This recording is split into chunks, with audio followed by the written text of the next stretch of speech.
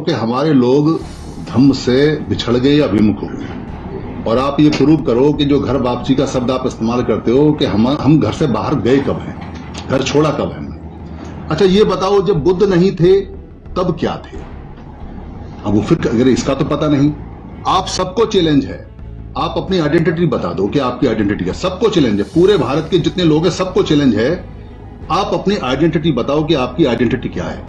आपको बुद्ध से पहले, क्योंकि अधिकतर हमारे जो लोग हैं वो बुद्धिस्ट पे आकर रुक जाते हैं। जिस दिन उन्हें ज्ञान मिल जाएगा, जिस दिन समझ आ जाएगी, उस दिन वो अज्ञानता के रास्ते को छोड़ देंगे। अभी तो उन्हें ये पता ही नहीं है, जिस लाठी को वो तेल पिला रहे वो लाठी उनके सर को फोड़ रही है।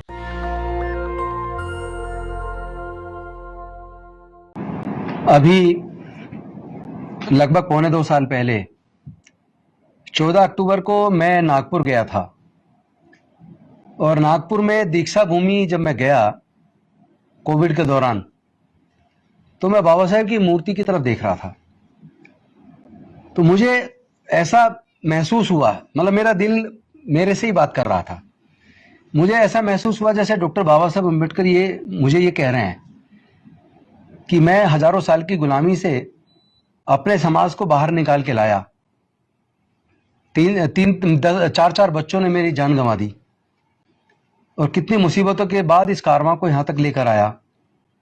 और ये मुझे समझ आ गया था कि जाति की वजह से जातिगत उत्पीड़न है, और यहां काफी प्रयास करने के बाद भी मैं जातिवाद को खत्म करने में सफल नहीं हो पाया।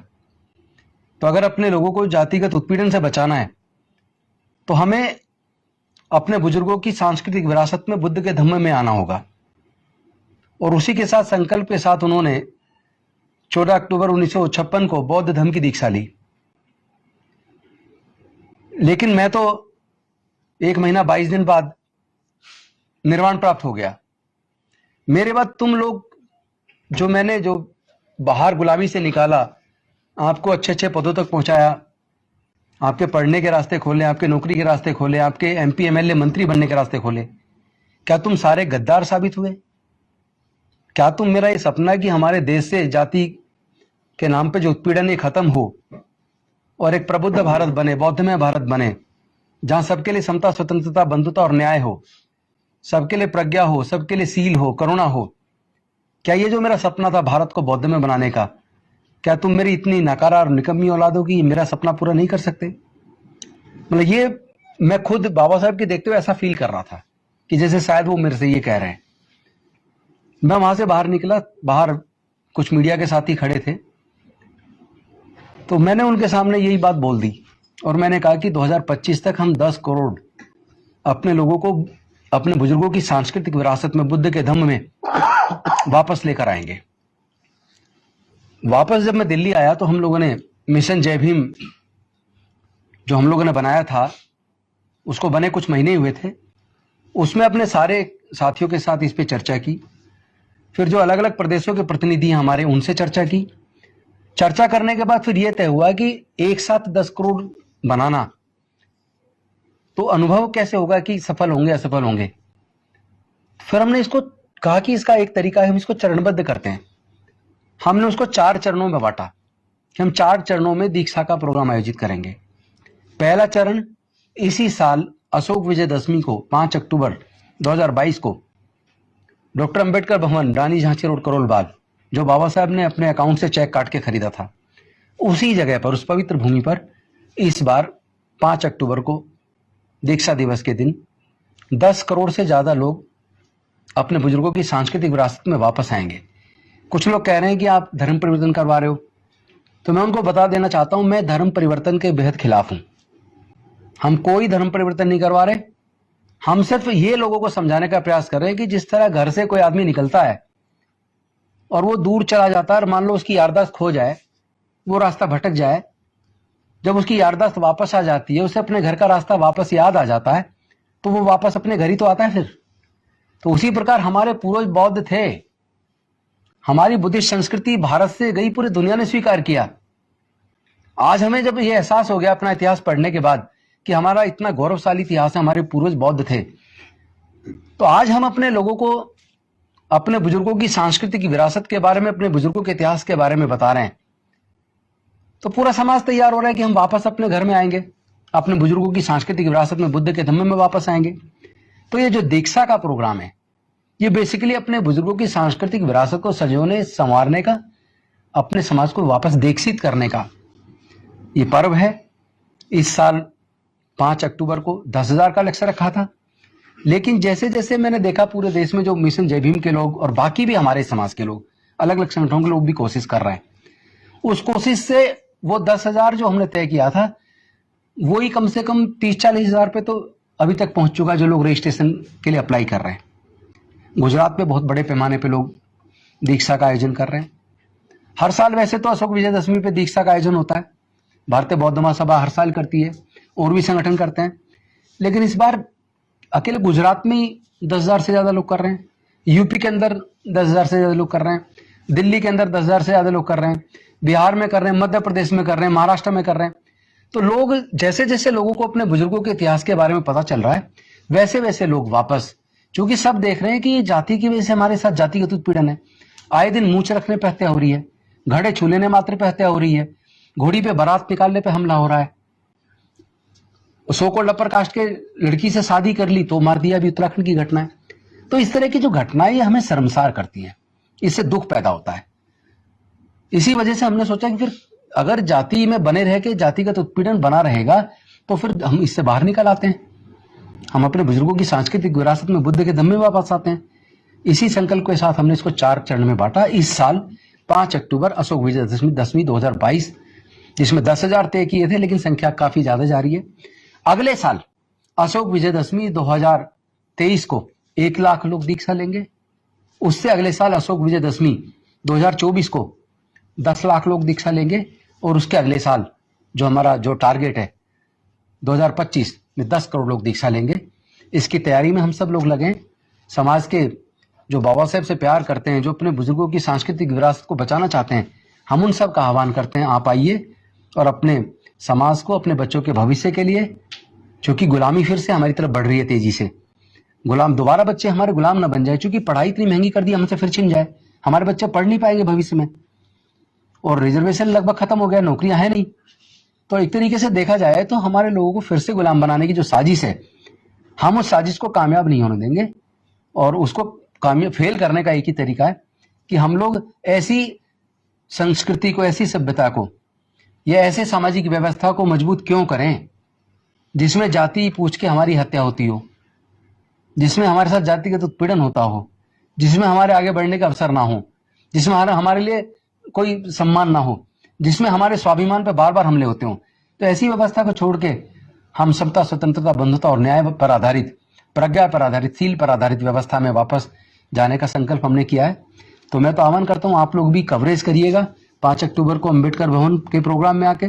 वैसे पूरे देश में प्रोग्राम है, मुझे पता आप लोग भी लगभग सभी जगह कवर करेंगे, लेकिन मैं उसके लिए आपको आमंत्रित करता हूँ और मैं निवेदन करूंगा कि हमारे सुधीर जी इस संदर्भ में अपनी बात रखेंगे। कोई धम्म के बारे में या किसी के बारे में कोई जानकारी, क्योंकि धम्म की जानकारी बाबा साहब के जाने के बाद में, 1956 के जाने के बाद में, नागपुर के लोगों से भी मैंने काफी बात की। उन्होंने बताया कि हमारे यहाँ भिक्खु नहीं होता था, धम्म की जानकारी क्या है उनको पता ही नहीं, क्योंकि बाबा साहब असमय चले गए। इसलिए धम्म का सारा काम बहुत लंबा पीरियड में आ गया और समझ में नहीं आया कि धम्म कैसे बढ़ाना चाहिए, क्या करना चाहिए, क्या नहीं करना चाहिए। जागरूकता का बड़ा अभाव रहा। जहां जहां दीक्षाएं होती रहीं, दीक्षाएं चलती रहीं, दीक्षा का अर्थ भी नहीं जान पाए। दीक्षा का मतलब लोगों ने, जैसे दीक्षित होते हैं यूनिवर्सिटी के अंदर, दीक्षांत कार्यक्रम होते हैं, दीक्षा अंत कार्यक्रम, वैसा ही समझा।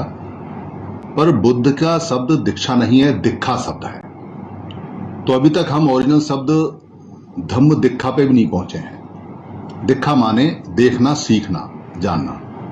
भारत एक समय तक ऐसा था जब यहां लगभग सभी लोग दीक्षित थे, यानी देखना जानते थे, आप कह सकते हैं जागृत थे। उस जागृत समय में, उस जागृत भारत में, जो बुद्ध के बाद में जागृति की आभा फैली, बुद्ध की आभा फैली, तब भारत जो नाम पड़ा है आभा रत पड़ा। यानी आपको जान के बड़ा आश्चर्य होगा कि बुद्ध के बाद बुद्ध की आभा में रत रहने वाले लोगों के कारण इसको भारत कहा गया। आ खत्म हो गया, भारत खाली रह गया।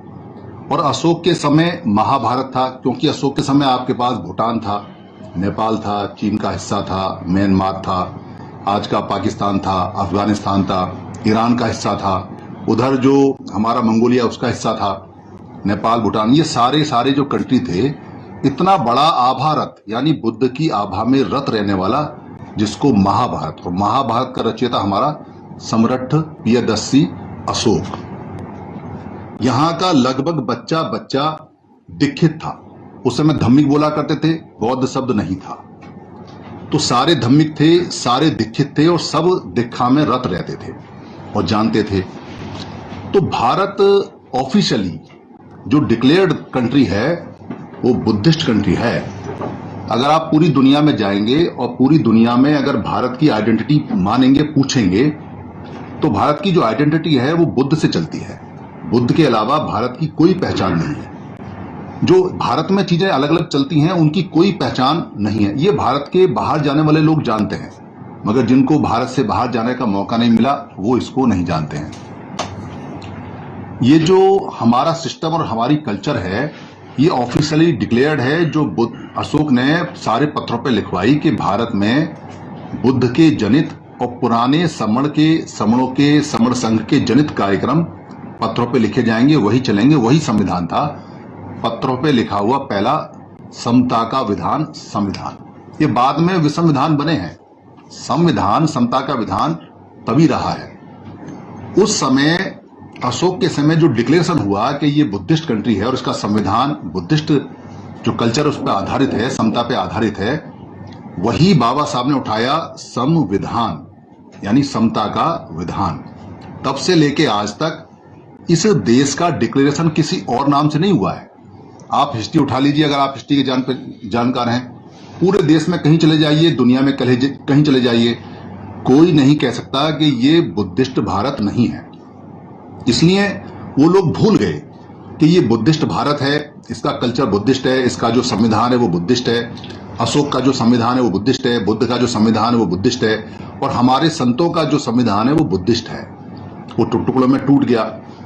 पर इसको याद कराने के लिए, इसको निकालने के लिए बाबा साहब आते हैं, और बाबा साहब जानते हैं कि हमारे लोगों का ज्ञान इतना नहीं है कि उनको मैं ये समझाऊं कि ये तुम्हारा भारत है, तुम्हारा बुद्धिस्ट भारत है, या तुम्हारे जो कल्चर है वो बुद्धिस्ट कल्चर है। इसलिए उन्होंने 22 प्रतिज्ञा के देके सीधा आदेश दिया कि आपने 22 प्रतिज्ञा मान के और भारत को फिर दोबारा से बौद्ध में बनाना है। बौद्ध में मतलब दीक्षित बनाना है, जागृत बनाना है, प्रबुद्ध बनाना है। उन्होंने प्रबुद्ध शब्द इस्तेमाल किया। प्रबुद्ध का मतलब है पूरी तरह से बुद्ध पे आधारित, बुद्धि पे आधारित। वो काम नहीं कर पाए, जैसा कि अभी नरेंद्रपाल भाई साहब ने बताया है।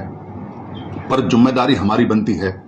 ये जिम्मेदारी कुछ जगह पूरी हुई, पर इसकी जानकारी आधी अधूरी रही। इसलिए इस जानकारी के अभाव में हम किसी को, सबको ये नहीं बता पाए ये आज भी बुद्धिस्ट भारत है, आज भी धम्मिक भारत है, इसका कल्चर, इसका संविधान वही है। तो बुद्धिस्ट भारत से कोई और भारत बनाना चाहे तो बुद्धिस्ट भारत को खत्म करना पड़ेगा, तो बना सकता है।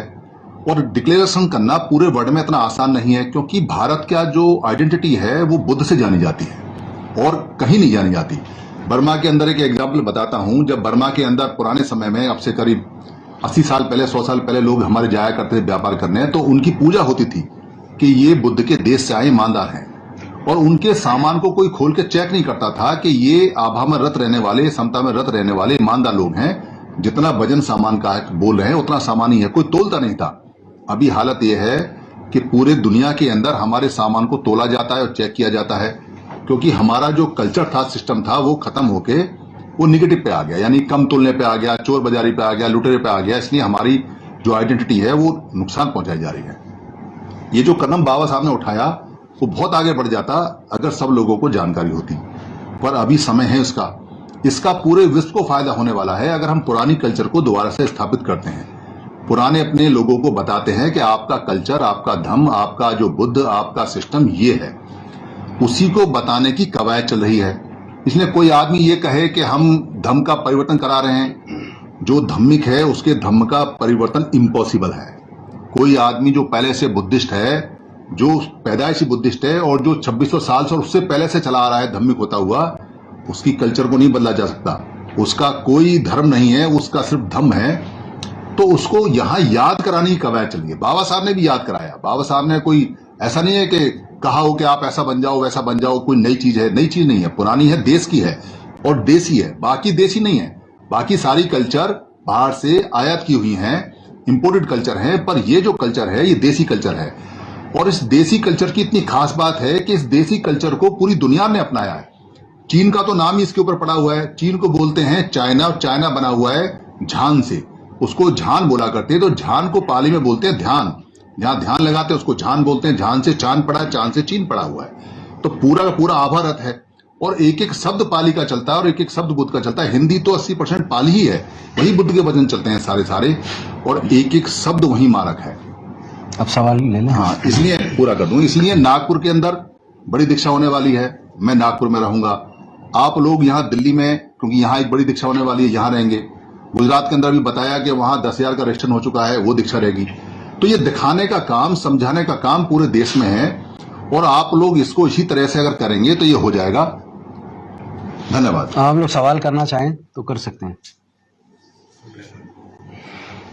मंत्री जी, आपने कहा अभी कि जाति जो है वो धम्म में नहीं है, लेकिन देश भर में आप ही की तरह जो लोग तमाम लोग काम कर रहे हैं, उसमें बाबा साहब के पौत्र हैं, वो इस बात को बार बार रिपीट कर रहे हैं कि आप अपने जाति के कॉलम में, जाति और धर्म के कॉलम में बुद्धिस्ट लिखवाएं। तो क्या ऐसा संभव है कि जाति और धर्म दोनों साथ साथ चले? देखिए, कभी कभी क्या होता है कि जब सांप काट लेता है ना, तो उसको ठीक करने के लिए सांप के जहर से ही दवाई बनती है। तो जाति को खत्म करने के लिए कुछ समय के लिए इसका सहारा लेना पड़ सकता है, क्योंकि अभी हमारे लोग सोचते हैं कि रिजर्वेशन चला जाएगा, तो पहले जोड़ने की जरूरत है। रिजर्वेशन वैसे तो किताबों में रह गया, पेपर पे रह गया, हकीकत में तो बचा नहीं है। नौकरियां हैं नहीं, पढ़ाई इतनी महंगी कर दी कि अब पढ़ाई भी छिन गई है। लेकिन कुछ लोग छोटे लालच में, जो बड़ा हमारा सब कुछ जो लूट गया है, उसको वापस लेने के बाद छोटे लालच में उलझे रहते हैं। मुझे लगता है आपके सवाल का यही सही जवाब है कि पहले जोड़ने की प्रक्रिया में अगर वो इस रास्ते से भी चलें, जुड़ तो जाएं। जब जुड़ जाएंगे, सच को जान लेंगे, उसके बाद वो अपने आप ही अच्छे रास्ते पा जाएंगे। गौतम साहब, आपके सवाल ले सकते हैं? जी बिल्कुल। आपके मतलब पूरे प्रेस कॉन्फ्रेंस में ये दिख रहा है कि अपने लोगों की आप घर वापसी करा रहे हैं। जी, घर वापसी ना, जो भटक गए घर वापसी पर वो शब्द हम इसलिए नहीं बोलते, वो शब्द उनका है। रिमाइंडर, हम अपनी संस्कृति में वापस लाने की बात कर रहे हैं। परिस्थितियों के हिसाब से शब्द बिल्कुल टेक्निकली जो है ना चेंज होते हैं और उसी में खेला जाए तो ज्यादा बेहतर मुझे लगता है। दो सवाल हैं कि एक तो धर्म और विचार अपने आप ट्रैवल नहीं करता है और उसको फैलाना पड़ता है, और बाबा साहब ने लिखा है इसको फैलाने के लिए प्रोफेशनल जो है ना भिक्खू, उनको सैलरी दिया जाए। आप तो एक साधारण उपासक हैं और कोशिश कर रहे हैं, इसके लिए बधाई की। कम से कम सिविल सोसाइटी के लोग, जहां तक हिंदी प्रदेश का मेरा अनुभव है, मिडिल क्लास सिविल सोसाइटी के लोग बुद्ध के आइडियाज पे बात कर रहे हैं और उसको प्रचार कर रहे हैं। लेकिन इसको फैलाने के लिए, घर घर पहुंचाने के लिए आपको प्रोफेशनल जो भिक्खू हैं, जो मॉन्क्स हैं, उनकी जरूरत होगी। क्या अभी तो दिख नहीं रहा हिंदी पट्टी में कोई जाके और दीक्षा का प्रचार प्रसार घर घर कर रहे हैं। वो आप ही लोग जा रहे हैं, चाहे यूट्यूब पे बोल रहे हैं, उससे जा रहा है। नंबर 1। नंबर 2, बाबा साहब को एक कोट कर रहा हूं कि बर्मा में उन्होंने कहा था कि अब बौद्ध धर्म के पतन के बारे में भाषण दिया था, फोर्थ बुद्धिस्ट काउंसिल में, और कहा था कि कई कारण थे इसके डिक्लाइन होने के। एक तो इस्लाम का आक्रमण भी था, अफगानिस्तान तक पूरा बौद्ध था। दूसरा, ब्राह्मणों का भी आक्रमण था। तो लिखते हैं कि अब इस्लाम से हमें खतरा नहीं है, 54 का भाषण है, हमें ब्राह्मणों से खतरा है। तो इस खतरे से निपटने के लिए क्या तैयारी करें? देखिए, इसमें हम 2 चरण पे काम कर रहे हैं। एक तो हम लोगों का जो अपना अनुभव है कि जो हमारे महापुरुष हुए भोजन समाज से, उन्होंने अपने अपने तरीके से प्रयास किए, लेकिन वो सफल क्यों नहीं हुए। एक तो असफलता के कारण पे हम लोग काफी स्टडी कर रहे हैं, रिसर्च कर रहे हैं। तो हमें ये समझ आया कि हमारे चूंकि परमानेंट कैडर सेंटर नहीं है, जिस तरह परमानेंट कैडर सेंटर आरएसएस के या दूसरे उनके मजहब के लोगों के हैं, ईसाई के हैं, सिखों के हैं, मुस्लिम के हैं, हिंदुओं के हैं, उस तरह परमानेंट कैडर सेंटर भारत में हमारे लोगों के नहीं है। तो हम अपना परमानेंट कैडर सेंटर स्थापित कर रहे हैं। उसका क्या करिकुलम होगा, क्या उसमें पढ़ाया जाएगा, कौन कौन से हमारे महापुरुष हैं, उनके जीवन संघर्ष को किस तरह से पढ़ाना है, किस तरह डिजाइन करना है, उसकी डॉक्यूमेंट्री भी बनानी है। तो सब साधन पे काम चल रहा है। एक करीब 11 प्रोफेसर्स की टीम इस पे काम कर रही है।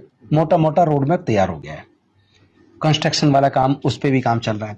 दूसरा, हमारे बौद्ध भिक्षु जो बने उनको भी कैडराइज करके, उनको ट्रेनिंग देके, भिक्षु एक तो कपड़े पहनने ना चीवर धारण करने से भिक्षु नहीं होगा, उसको ज्ञान को अर्जित करना, फिर उस ज्ञान को आगे देना।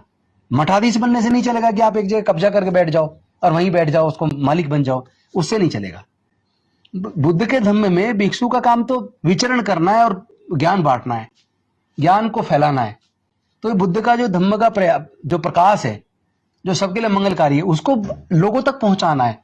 इसके लिए हमें ऐसे भिक्षु तैयार करने, उनको बकायदा पूरा एजुकेट करके, उनको पूरा कैडर देके, पूरा धम्म का अच्छे से ट्रेनिंग देके, फिर वो लोग आगे चलें। और समाज में भी हम उपासकों के बीच ऐसा संदेश दे रहे हैं कि उपासक भी समझें कि भिक्षु के खाने का, ठहरने का, मान लो 2 दिन के लिए यहाँ आया तो यहाँ कौन उपासक उनका ध्यान रखेंगे, यहाँ से ज्ञान दे के वो आगे चले गए, वहां कौन रखेंगे। तो हमें उपासकों के अंदर भी वो श्रद्धा भाव आना चाहिए। तो उस पे सब पे काम चल रहा है। तो मैं समझता हूँ कि आने वाले समय में आपके सवाल रिजोल्व हो जाएंगे। दूसरा एक खतरे की बात डॉक्टर अम्बेडकर ने की थी कि क्लियर बोले, नहीं वो बिल्कुल सच बोला उन्होंने, लेकिन उस खतरे से बचने का मार्ग एक है। हम अगर ये हमें पता लग जाए कि भाई इस पानी में बैक्टीरिया है और ये जानने के बाद भी हम उसे पिएंगे, तो फिर तो इन्फेक्शन होना तय है, फिर बचेंगे कैसे बीमारी से। तो अगर आपके पास शुद्ध पानी है, अच्छा पानी है, तो हमें अच्छा पानी उपलब्ध है तो उसे पीना चाहिए। तो इसका एक ही तरीका, जिन चीजों से खतरा है उससे तो दूरी तो बनाए। आप खतरे की तरफ बढ़ोगे तो फिर तो सर तो फूटेगा ही। उस खतरे से अपने लोग को दूर करना है। वो खतरे बिल्कुल सही है, दोनों खतरे हैं वो। लेकिन सर, वर्तमान परिप्रेक्ष्य में अगर हम बात करें तो एक तरफ आप लोगों को घर वापसी करा रहे हैं, बौद्ध धर्म से जोड़ना चाहते हैं, और दूसरी तरफ आपकी ही पार्टी है, जितनी भी राजनीतिक पार्टियां हैं, जब भी चुनाव की बात आती है तो लोगों को सबसे पहले मंदिरों की ओर लेकर। सॉरी, यहाँ पहले ही बात स्पष्ट हो गई थी कि ये कॉन्फ्रेंस, एक मिनट, ये कॉन्फ्रेंस समाज के बारे में, धर्म के बारे में। पॉलिटिकल क्वेश्चन पूछना उसके लिए अलग से बाइट ले लेना, यहाँ आप सामाजिक बात कर सकते हैं। मैं धर्म के बारे में पूछना चाह रहा था। धर्म जो है कोई आज की वो नहीं है, ये बहुत पुरानी है, मगर इससे लोग क्यों बिछड़ गए जो आज जो उनको जागरूक करना पड़ रहा है। देखिए,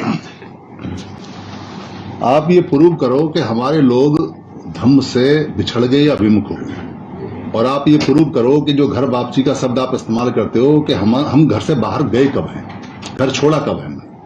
हमारी सिर्फ याददाश्त फेड हुई है, हमें सिर्फ याददाश्त, हमें याद कराया है।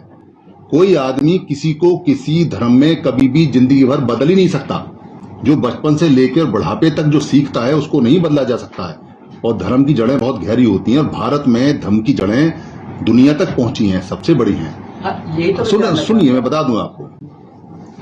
एक मुस्लिम एमपी मुझे मिले, आप ध्यान से सुनना, बहुत इंपॉर्टेंट है। मुस्लिम एमपी की बात कर रहा हूं, मेरे मित्र जामिया में रहे।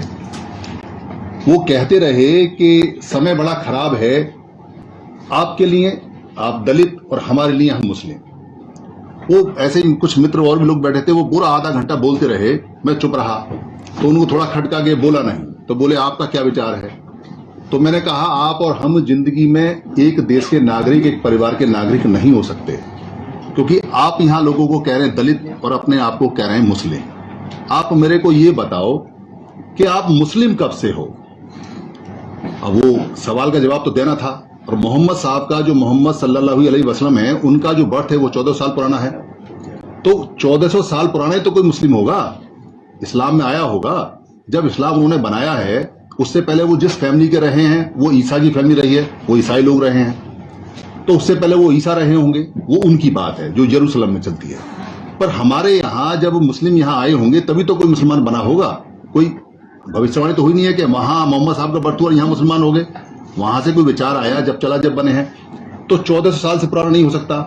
फिर मैंने उनसे पूछा कि अब आप बताओ 14 साल पहले क्या थे? मुसलमान तो 14 साल पहले थे नहीं, और आपके माता पिता तो रहे होंगे ना ये भारत में, बिना माता पिता के तो पैदा नहीं हुए हो। कह रहे हाँ जी, तो क्या रहे होगे? तो उन्होंने कहा कि हम अशोक के समय शायद बुद्धिस्ट रहे हैं। तो ये बात मानते हो? कह रहे हाँ जी, ये बात मानते हैं, क्योंकि जब हम मुस्लिम नहीं थे तो हम बुद्धिस्ट रहे होंगे।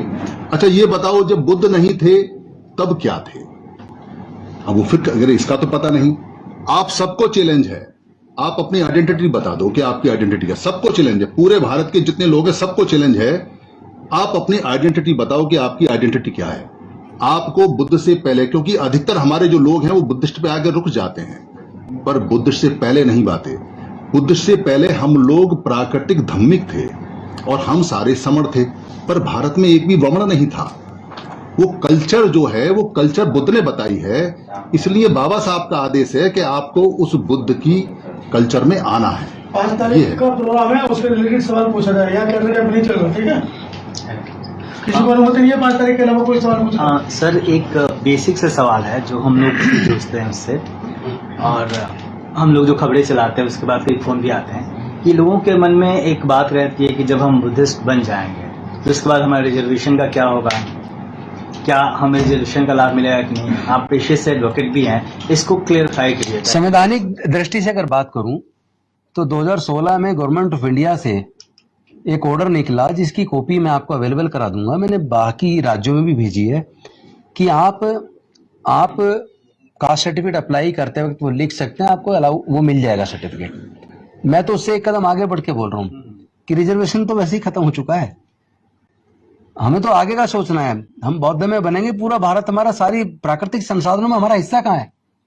हम व्यापार में नहीं है, हम तो कहीं भी नहीं है, तो हमारे में है क्या? और नौकरियां बची कहाँ है?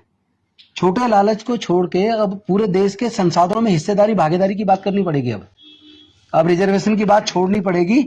हमें देश के उद्योग में, देश के व्यापार में, देश के सारे प्राकृतिक संसाधनों में, एग्रीकल्चर लैंड में, जल जंगल जमीन में, जहां अरबों खरबों रुपया पैदा होता है, हमें उसमें सब में हिस्सा चाहिए। अब तो उसकी बात करनी पड़ेगी। सर एक छोटा सा सवाल है, मैंने कई बार पहले भी पूछा है, लगभग 70 साल से ज्यादा हो गए हैं भारतीय बौद्ध भाषा को काम करते हुए। समता सैनिक दल भी लगातार धम्म दीक्षा करवा रहा है। जब इस बारे में खोज खबर हमने की तो दिल्ली एनसीआर के अंदर सिर्फ 3 गजेटेड बौद्ध निकले, पूरे दिल्ली एनसीआर के अंदर, जो कि रजिस्टर्ड बौद्ध हैं, गजेटेड। उसके अलावा हर साल इतने लाखों लोग बौद्ध बन रहे हैं, कभी श्रीलंका से, थाईलैंड से, बहुत कंट्री से।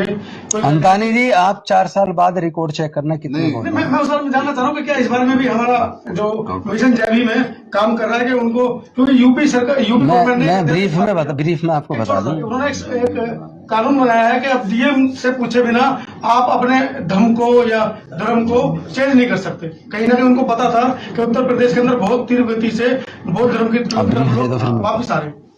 मिशन जैवी में भी कुछ। अंतानी जी, एक बात तो मैं बड़ी इस बात से खुश हूं कि सारे पत्रकार आपका आदेश मानते हैं और जानकारी लेने के लिए रुक जाते हैं। दूसरा सवाल का जवाब ये है कि जो और मत हैं उनमें कहाँ सर्टिफिकेट, और पूरे दुनिया के अंदर जो मत है कौन गजेटेड सर्टिफिकेट देता है और कौन मत का सर्टिफिकेट है और किसके पास है? हमारे पास अशोक का सर्टिफिकेट है कि भारत बौद्ध में भारत है, वो अपना सर्टिफिकेट दिखाओ भाई, तुम कौन हो, क्या हो। उनके सर्टिफिकेट कोई पूछता नहीं, आप अपने सर्टिफिकेट अपने लोगों से बात करते हो। यहाँ जो बात कर रहे हैं, एक सेकंड, यहाँ जो बात कर रहे हैं, एक सेकंड मैं लूंगा बस, यहाँ जो बात कर रहे हैं कि शेड्यूल कास्टों के बौद्ध बनने की बात नहीं है, इसको थोड़ा वाइड कर लो। भारत के अंदर इतने से वमन हैं और इतने समण हैं, जब ये सारे अपने कल्चर में, अपने धर्म में, अपने बुद्ध में आ जाते हैं तो आपका संविधान ये कहता है जिसकी जितनी संख्या भारी, बताओ क्या चाहिए हिस्सेदारी? फिर कहां दिक्कत है आपको? ये आरक्षण जैसी चीज तो हम देंगे, वो लेंगे थोड़ी, हम तो देंगे, देने वालों में से हम हैं। तो आप सोच को बड़ा करो, सोच बड़ा करने के लिए तो धम्म है, सोच बड़ा। अब आप अंबेडकर को खींच के अनुसूचित जाति में ले आओ और छोटा कर दो, और संवैधानिक होके उनको विश्व जो उनकी विभूति है उससे खींच के नीचे तक ले आओ, दीना भाना जी को खींच के जाति में ले आओ, तो आपका क्या होगा? अब लड़ो जाति में, करो, छोटे छोटे बनाओ घर। 6,743 ये हैं और 29 लाख संगठन है, तो 29,6,743 टुकड़ों में बटो और उसकी पत्रकारिता करो तो जीत जाओगे, बात खत्म होती है। सर, बौद्ध धर्म से लोगों को जोड़ने से आपका क्या मतलब है? क्योंकि बहुत सारे ऐसे लोग हैं, क्योंकि आप एक तादाद, बड़ी संख्या की बात कर रहे हैं, लाख फिर करोड़ तक। बौद्ध धर्म से मतलब है बुद्धि पे आधारित। सवाल दूसरा है, सवाल ये है कि आप जिस संख्या की बात कर रहे हैं, ऐसे बहुत सारे बड़ी तादाद में लोग हैं जिनको मैं जानती हूँ कि वो बौद्ध हैं, धर्म से जुड़े हुए हैं, लेकिन हिंदू मोह को नहीं छोड़ पाते। गंगा में अभी भी वो विसर्जित करते हैं मूर्तियां, मूर्ति पूजन। मैं आप ही के सवाल का जवाब दे रहा हूँ। तो इससे उस मोह से कैसे मैं निकालता हूँ। एक्चुअली क्या है कि बौद्ध धम्म बुद्धि और ज्ञान पे आधारित धम्म है, वैज्ञानिक दृष्टिकोण पे आधारित धम्म है। धम्म में और धर्म में पहले तो एक तो अंतर करना सीखो। धर्म शास्त्र से चलता है और धर्मशास्त्र सवाल पूछने की, क्वेश्चन करने की इजाजत नहीं देता। धम्म ज्ञान से चलता है, बुद्धि और विवेक से चलता है, तर्क से चलता है। उसमें क्वेश्चन पूछने की इजाजत है, उसमें आडंबरवाद पाखंडवाद के लिए कोई जगह नहीं है। तो जिन लोगों की आप बात कर रहे हैं, वो लोग अभी उनके ज्ञान के चक्षु खुले नहीं है। जिस दिन उन्हें ज्ञान मिल जाएगा, जिस दिन समझ आ जाएगी, उस दिन वो अज्ञानता के रास्ते को छोड़ देंगे। अभी तो उन्हें ये पता ही नहीं है, जिस लाठी को वो तेल पिला रहे वो लाठी उनके सर को फोड़ रही है। ज्ञान लेंगे कैसे? उनका ज्ञान का ग्लास ऑलरेडी भरा हुआ है उस नहीं, इसीलिए तो हमारी जिम्मेदारी है, ये इसीलिए तो हम ये सब काम कर रहे हैं। अगर वो पहले से ही विद्वान होते और ज्ञान के रास्ते पे चलते, अंधकार से दूर हो जाते, फिर हमें मेहनत करने की जरूरत नहीं पड़ती। इसीलिए हमें करनी है, चूंकि वो गलत रास्ते पे हैं। उन्हें सही मार्गदर्शन की जरूरत है। उन्हें, जैसा इन्होंने कहा ना कि हम तो बौद्ध तो थे पहले से ही हैं, याददाश्त चली, याददाश्त वापस दिलानी है, वही काम करना है। आपका जो Thank you. फोल्डर एक है, सवाल है सर कि जो कॉन्स्टिट्यूशनल टर्म्स में कि एक परसेप्शन बना दिया गया कि बुद्धिज्म मतलब शेड्यूल कास्ट, तो जो सम्राट अशोक के वंशज हैं हम लोग के, तो जिसमें खासकर किसान जातियां हैं, ओबीसी जिसको बाबा साहब ने कॉन्स्टिट्यूशनल कहा है, मराठा, जाट, गुर्जर, पटेल, इनको कैसे जोड़ेंगे? इसके लिए कोई रोड मैप है? जी बिल्कुल है। मैं आपको बताना चाहूंगा, ये किसी और ने नहीं बनाया। ये जो दलित समाज के कुछ लोग हैं जिन्होंने डॉक्टर बाबा साहब अम्बेडकर को, बुद्ध को अपने तक सीमित रख दिया है, वो लोग ये छाप लगा रहे हैं। बुद्ध का धर्म तो ज्ञान पे आधारित है, बुद्धि पे आधारित है, विवेक पर आधारित है। वो तो एक जीवन जीने का एक अच्छा मार्ग है। उसमें जाति के लिए, वर्ण के लिए कोई स्थान ही नहीं है।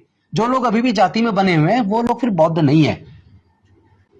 तो हम जो काम कर रहे हैं, वो अपने लोगों को ज्ञान, जो बुद्ध का असली ज्ञान है, जो बाबा साहब देकर गए, रिमाइंड करा कर गए, उसको लोगों को एक तरीके से समझाने का प्रयास कर रहे हैं कि आप सच को जानो।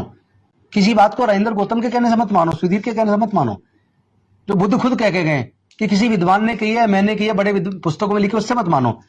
पहले उसको जानो, उसको बुद्धि और विवेक की तर्कपूर्ण कसौटी पर कस के देखो, उसके बाद आपको लगे बात सही है तो मानो।